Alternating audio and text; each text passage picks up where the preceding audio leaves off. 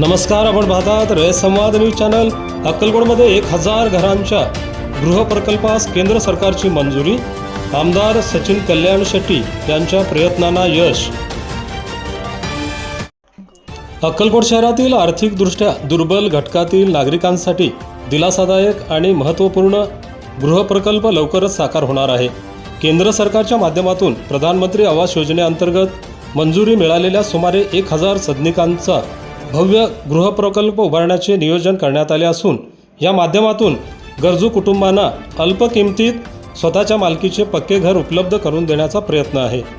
आपल्या शहरातील गरजू नागरिकांना हक्काचे घर मिळावे यासाठी आमदार सचिन कल्याण शेट्टी यांनी केलेल्या सातत्यपूर्ण पाठपुराव्याला आणि सुयोग्य प्रयत्नांना यश आले आहे।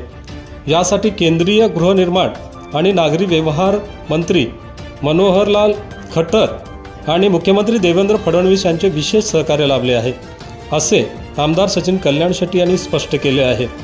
या प्रकल्पातील सदनिकांमध्ये हॉल, बेडरूम, किचन, संडास बाथरूम तसेच बाल्कनी यासारख्या आवश्यक सुविधांचा समावेश असणार आहे।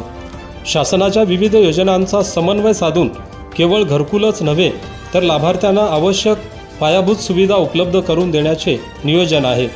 पात्र लाभार्थ्यांना प्रधानमंत्री आवास योजनेचा लाभ मिळणार आहे। अमृत योजना आणि नगरोत्थान योजनेअंतर्गत प्रकल्प परिसरात रस्ते, पाणी पुरवठा, ड्रेनेज, स्वच्छता आदी मूलभूत सुविधा उपलब्ध करून देण्याचे नियोजन आहे। याशिवाय RDSS योजनेतून आवश्यक विद्युत सुविधा व वीज पुरवठा उपलब्ध करून देण्याचाही प्रयत्न केला जाणार आहे। घरासोबतच रोजगारावरही भर यावेळी देण्यात येणार आहे। हा प्रकल्प केवळ घर उपलब्ध करून देण्यापुरता मर्यादित न ठेवता लाभार्थी कुटुंबांच्या आर्थिक सक्षमीकरणावरही भर देण्यात येणार आहे। कुटुंबातील सदस्यांना रोजगार व स्वयंरोजगाराच्या संधी उपलब्ध व्हाव्यात यासाठी कौशल्य विकास योजनेअंतर्गत विविध क्षेत्रातील प्रशिक्षण देण्याचे नियोजन करण्यात आले आहे। सदर प्रकल्पाच्या नियोजन आणि मंजुरीसाठी उपमुख्यमंत्री एकनाथ शिंदे, उपमुख्यमंत्री सुनेत्राताई पवार आणि पालकमंत्री जयकुमार गोरे यांचे सहकार्य मिळाल्याचे आमदार सचिन कल्याण शेट्टी यांनी स्पष्ट केले आहे। आपल्या परिसरातील बातम्या पाहण्यासाठी रयत संवाद न्यूज चॅनलला सबस्क्राईब करा, शेअर करा, लाईक करा।